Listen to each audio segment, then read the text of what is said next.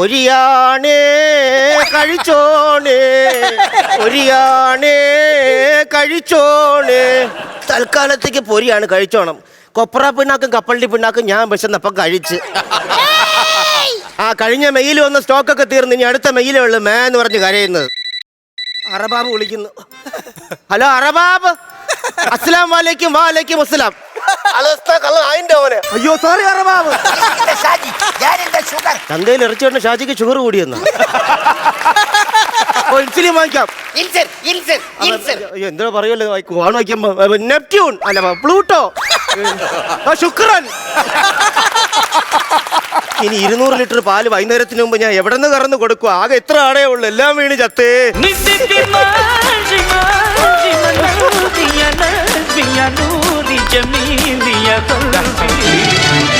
എന്താ പൊന്നു മണിയണ്ണ, ഇത് നമ്മളെ കേരളമല്ല ഗൾഫാണ്. നിങ്ങളെ മണ്ടത്തരം ഒന്നും എഴുന്നള്ളിക്കല്ലേ. മണ്ടത്തരം ഒന്നും എഴുന്നള്ളിക്കൂല. അങ്ങനെ നമ്മൾ സേഫ് ആയിട്ട് ഇവിടെ ലാൻഡ് ചെയ്ത്. നീ അല്ല ഇപ്പൊ മണ്ടത്തരം പറഞ്ഞു. ഞാൻ എന്താ മണ്ടത്തരം പറഞ്ഞു? ശോഭയായിട്ട് ഇവിടെ ലാൻഡ് ചെയ്തു. ശോഭയെ കൊണ്ട് ലാൻഡ് ചെയ്തെന്നാ? അല്ലാതെ അണ്ണാ സേഫ് ആയിട്ട് ലാൻഡ് ചെയ്ത് എന്ന് വെച്ചാ സുരക്ഷിതമായിട്ട് ലാൻഡ് ചെയ്തെന്ന്. അങ്ങനെ എനിക്ക് മരുഭൂമിയെ കണ്ടിട്ട് ആകെ പേടിയാവുന്നേ. എന്തിനാണ് ടെൻഷൻ? നമ്മളെ ഫാസിയണ്ണ ഇവിടുത്തെ ആരാണ്? ഷെയ്ഖാണ്. നമ്മൾ ഈ സർട്ടിഫിക്കറ്റ് ഒക്കെ ഇവിടെ ഫാസിയന്റെ കൊടുക്കും. നമുക്ക് ഇവിടെ ജോലി കിട്ടും. ജോലി കിട്ടിക്കഴിഞ്ഞാൽ നമ്മൾ ഒരു 3-4 വർഷം കഴിയുമ്പോൾ നമ്മൾ ഇവിടെ ഷെയ്ഖുമാരല്ലേ. നമ്മൾ ഈ മരുഭൂമിയിൽ എവിടെ പോയി നമ്മുടെ ഫാസിയന്റെ തപ്പോടെ ഒരു കിറുക്ക ഇരിക്കുന്നതേ. ഞാൻ ചോദിക്കാം, അറിയാവുന്ന അറബിയിലൊക്കെ ചോദിക്കാം. കൊണ്ട് നശിപ്പിച്ചു കളയല്ലേ. അറബി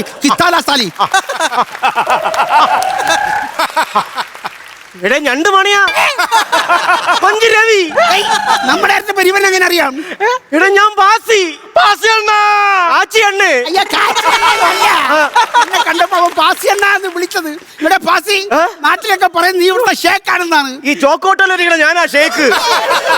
അണ്ണാ നമ്മള് ഷെയ്ക്കിനെ കാണാൻ വന്നപ്പോ കണ്ടാ ഷോക്കടിച്ച പൂച്ചക്കണക്കിരിക്കണ.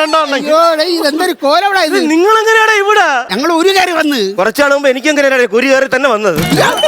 കയറി വന്നല്ല, കാലിഫോർണിയയിലേക്ക് ചരക്ക് കൊണ്ടുപോണ ഒരു കയറി വന്ന്. അത് ദുബായ് കടപ്പുറം വഴി ഞങ്ങൾ തിരിച്ചു വിട്ട് ചാടി ഞങ്ങൾ ആരെ ഫർലോക്ക് നീന്തി. അങ്ങനെയല്ലേ ഫാസിയണ്ണ ഞങ്ങൾ ഇവിടെ എത്തിയത്.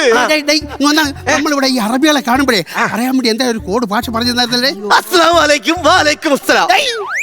നിനക്കറിയാവോ നിനക്കറിയാവോ? ആ കിഴക്കൻ കാരണം തന്നെ ഞാൻ ഇവിടെ നിൽക്കുന്നത്. അങ്ങനെയാണ് ഞങ്ങളെ ഇവിടെ കൊണ്ടുവന്നത്. അത് തന്നെ ഫാസിയണ്ണ, എന്റെ ഈ അറബി വേഷം കണ്ടിട്ട് ഫാസിയണ്ണ എന്തെങ്കിലും തോന്നണ? എനിക്കൊന്നും തോന്നുന്നില്ല. കുറച്ച് കഴിയുമ്പോൾ ഇവിടുത്തെ അറബി വരും, അയാൾക്ക് എന്തെങ്കിലും തോന്നും. പറഞ്ഞില്ലേ അറബി വേഷം ചേരൂല. അങ്ങോട്ട് പാരില് എന്റെ പൊന്നെണ്ണ, ഇത് എന്തോന്ന് കോലം ഉണ്ടായത്. എന്താണ് ഇവിടെ കഴിക്കാൻ വല്ലതും കിട്ടണ്ടേ? ഈന്തപ്പഴം കൊഴിഞ്ഞു വീഴ നിനക്ക് പറക്കി തിന്നൂടെ? ഈന്തപ്പഴോ? ഇവിടെ ഈന്തപ്പഴം കിടക്കുന്നു. നിനക്ക് വേണ്ടായിരുന്നല്ലേ, ഇനി ഞങ്ങൾ കുറച്ച് കഴിക്കട്ടെ. നമ്മുടെ നാട്ടിൽ ഈന്തപ്പഴത്തിന് മധുരമല്ലേ? ഇതൊരുമാതിരി ചവർപ്പുണ്ട്. നമ്മുടെ നാട്ടിലായാലും ഇവിടെ ആയാലും ഈ ആട്ടും കാട്ടത്തിന് ഒരു കവർപ്പ് കാണും. നിങ്ങൾക്കെടുത്താ എന്ത്? ഞാൻ കൈകൊണ്ട് തൊടൂല, മനം മറിക്കും. നീ കണ്ടൊക്കെ വലിച്ചു വരെ തിന്നാൻ വേണ്ടിട്ട്, ആട്ടുകാട്ടം തിന്നാൻ വേണ്ടി നീ ഇതുവരെ വന്നാടാ. ഇതെന്തൊരു വേഷമാണ്. എടാ ഇവിടെ ആടുകൾ മാത്രമല്ലേ ഉള്ളു. വളവളത്ത ഡ്രസ് ഇട്ടിട്ട് ആര് കാണാൻ? ഞാനും ആടും മാത്രം. ആട് മാത്രമേ ഉള്ള. പിന്നെ നിനക്ക് ഡ്രസ്സൊക്കെ അയച്ചു നടന്നു. അങ്ങനെ പറയല്ലേ. എടാ ഒരു ദിവസം ഈ ഡ്രസ്സൊക്കെ കഴുകിയിട്ടിട്ട് ആട്ടും കൂട്ടി കയറി ഞാൻ തുണിയില്ലാതെ കിടന്നു. നീ ആ നിക്കുന്ന ആടിനെ കണ്ട? അവനൊരു മുട്ടനാടാ. അവൻ എന്നെ നോക്കി വല്ലാത്തൊരു നോട്ട് കൂടി.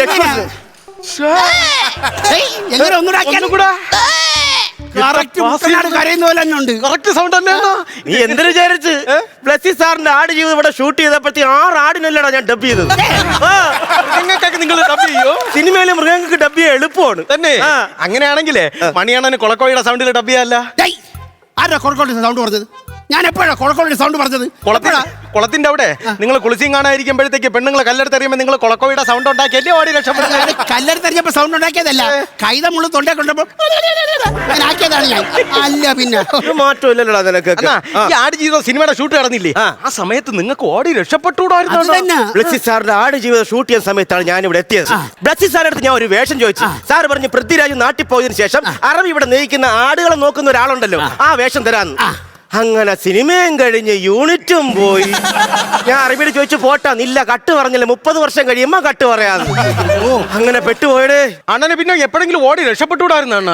എടാ 150 കിലോമീറ്റർ മണലാരണ്യം അല്ലടാ, എവിടെ ഓടായി. ഇടയ്ക്ക് ഞാൻ ഓടിയായിരുന്നു. ഒരു 15 കിലോമീറ്റർ എത്തിയപ്പോഴത്തേക്ക് കയ്യും കാലും കഴിച്ച് എനിക്ക് വെള്ളം താഴ്ച ഞാൻ അവിടെ വീണു. അവസാനം എന്റെ മൊബൈലിൽ ഞാൻ ഇവിടെ അറബി വിളിച്ച് കാർ അങ്ങ് വരുത്തിച്ചാണ് ഇങ്ങോട്ട് വന്നത്. പിന്നെ ഒരു 3-4 പ്രാവശ്യം വീണ്ടും ഓടി. അപ്പോഴെല്ലാം അറബി വന്ന് കാറിൽ വിളിച്ചോണ്ട് വരും. ഇപ്പൊ ആ അറബി അവിടെ യൂബർ ടാക്സി ഓടുന്നു. മാസത്തിൽ 4 പ്രാവശ്യം ഞാൻ ഓട്ടം കൊടുക്കും. ഒരു കാര്യം ചോദിക്കട്ടെ, അറബി പഠിച്ചിട്ടുണ്ടാ? 10ാം ക്ലാസ് 2 പ്രാവശ്യം തോറ്റിട്ടുണ്ടെന്നാണ് അറിവ്. അങ്ങനെയാണെങ്കിൽ പഠിച്ചു കാണൂല. അയ്യോ അതല്ല, ഈ അറബി സംസാരിക്കുമെന്നാണ് അണ്ണൻ ചോദിച്ചത്. ഒരു സംസാരമല്ല, വന്നു കഴിഞ്ഞാൽ എന്നെ കുനിച്ചീർത്ത് ഇടിയാണ്. എനിക്ക് ടെൻഷൻ അടിക്കുന്നത്. എന്തോന്ന് പറഞ്ഞത്? എനിക്ക് ടെൻഷൻ അടിക്കുന്നത്. വൈകുന്നേരം ആകുമ്പോ 2 അടിക്കാൻ അവിടെ ഒന്നുമില്ല. തൽക്കാലം നീ ടെൻഷനെങ്കിലും അടി. എനിക്ക് ഒരുമാതിരി തോന്നുന്നു. കക്കൂസ് ഉണ്ടാടാ? ആ മണലാരണ്യത്തിന്റെ അക്കരെ പൊക്കോ. അവിടെ വെള്ളം കിട്ടുവോ? വെള്ളം കിട്ടൂല, മണൽ വാരിക്കൊണ്ട് പോകണം. ഞാൻ കക്കൂസിലാ പോണത്, അല്ലാതെ കപ്പലിന്റെ വറക്കാനല്ല പോണത്. പാസിയണ്ണ, ഇവിടെ മണൽക്കാറ്റില്ല അണ്ണ. ഈ മണൽക്കാറ്റ് അടിക്കുവാണ്. വരുന്നവനും പോകുന്നവനും എല്ലാം എന്നെ അടിക്കുന്നുണ്ട്. ഇനി മണൽക്കാറ്റായിട്ട് കുറയ്ക്കണേ. അതും അടിച്ചിട്ട് പോട്ടടാ. അയ്യോ, എനിക്കൊരു സംശയോടെ 6 മാസം മുമ്പ് വെളുത്തു തുടുത്തു സുന്ദരനായി നമ്മുടെ നാട്ടിൽ വന്നില്ല, നീ കണ്ടില്ലേ? കള്ളം പറയരുത്. നിനക്ക് ഭ്രാന്താടാ. എടാ എന്റെ അതേപോലത്തെ ഫിഗർ ചെയ്യുന്ന ഒരു പയ്യനെ എനിക്ക് കിട്ടി, കടക്കാവൂർ ശ്യാം. അവൻ നാട്ടിൽ പോയി കറക്റ്റ് ഫിഗർ ചെയ്യും. ഞാൻ പറഞ്ഞു കൊടുത്തോലെ അതേപോലെ അഭിനയിച്ചിട്ട് പറഞ്ഞു കൊടുത്തോലെ കറക്റ്റ് അഭിനയിച്ച് അല്ലേ. അണ്ണന്റെ ഭാര്യയെ വിളിച്ചോണ്ട് സിനിമയ്ക്ക് പോയി, പാർക്കിൽ പോയി, മ്യൂസിയത്തിൽ പോയി, തിരിച്ച് വരാൻ നേരത്തെ എയർപോർട്ടിൽ വെച്ചേ 4 ചുംബനമാണ് കൊടുത്തത്. അതൊന്നും സ്ക്രിപ്റ്റ് ഇല്ലായിരുന്നു. എന്തായാലും അവൻ അഭിനയിച്ച് കേട്ടുന്നുണ്ട്. കൈന്നിട്ട് കളിക്കുന്നുണ്ട്. 6 മാസം കഴിഞ്ഞ് ഒന്നുകൂടെ നാട്ടിൽ പോണോന്ന് ചോദിച്ചത്. അവനെ ഞാൻ വിടാം. അല്ലെങ്കിൽ തന്നെ ഞാൻ നാട്ടിൽ എങ്ങനെ വരുവാടേ? ഞാൻ എയർപോർട്ട് വരെ വരണമെങ്കിൽ തന്നെ ഈ ആടിനെ കൊണ്ട് വരണം. ഈ ആടിനെ എയർപോർട്ടിൽ ഭയങ്കര പിടിപാടായിരിക്കും. അങ്ങനെ ആയിരിക്കും. വാടാ അവിടെ നിന്ന്. എന്റെ പാസ്പോർട്ട് വിഴുങ്ങിയ പട്ടിയാണ് നിൽക്കുന്നത്. പട്ടിയാ? അതല്ലേ ആ ആടിനെ പറഞ്ഞതാ ദേഷ്യം കൊണ്ട്.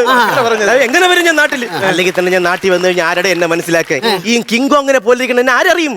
ബാസി പട്ടിണി കിടക്കാം, നമുക്ക് ദുരവസ്ഥ വന്നിരിക്കാം എന്നും പറഞ്ഞ് ഇത്ര കൂടെ തരം താഴാൻ പാടില്ല. എടാ ഈ കിങ്കോങ്ങ താടിച്ച് കൊടുത്ത് പൊക്കം കാണൂലേ? എങ്ങനെ കല്യാണമാണ് അങ്ങോട്ട് വന്നത്? 5 മണിക്ക് മുമ്പ് അറിവ് വരുമ്പോ എനിക്ക് 200 ലിറ്റർ പാല് കറന്നു കൊടുക്കണം. എങ്ങനെയാന്ന് അറിഞ്ഞൂടാ. ഈ ആടിന് എങ്ങനെ 200 ലിറ്റർ പാല് കറക്കുന്നത് കിട്ടുവോ? ഇടയിൽ ലൈൻ കമ്പിയിൽ വവ്വാലാടുമ്പോൾ അകടി കിടന്ന് തൂങ്ങിയാ പോലും ആകെ 20 ലിറ്റർ ആണ് കിട്ടണത്. കണ്ട ഇതെന്തോ ചുവന്ന പാലാ? ചുവന്ന പാലല്ല, കറന്ന് അകടിന്ന് ചോര വന്നതാണ്. അറബികളൊക്കെ ചോരപ്പാല് കുടിക്കുവോ? ചോരപ്പാലെന്ന് ആര് പറയുന്നത്? ആടിന്റെ രോമം കൂടെ പറിച്ചിട്ട് കുങ്കുമപ്പൂ കലക്കിയ പാലെന്ന് പറഞ്ഞു അടിച്ചോളൂ. മലയാളികളുടെ ബുദ്ധി എന്ന് പറയുന്നത്.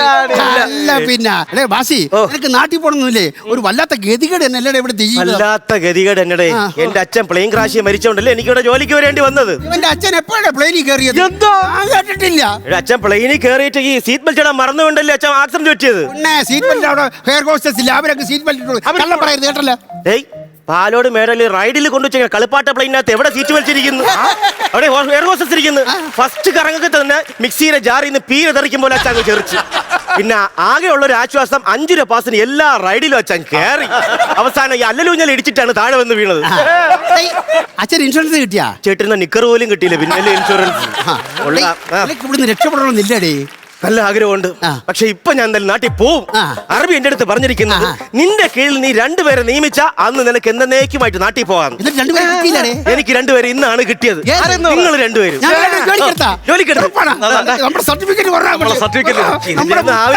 ഡിഗ്രി അണ്ണന്റെ ആവശ്യമില്ലായിരുന്നു. Degree SSLC.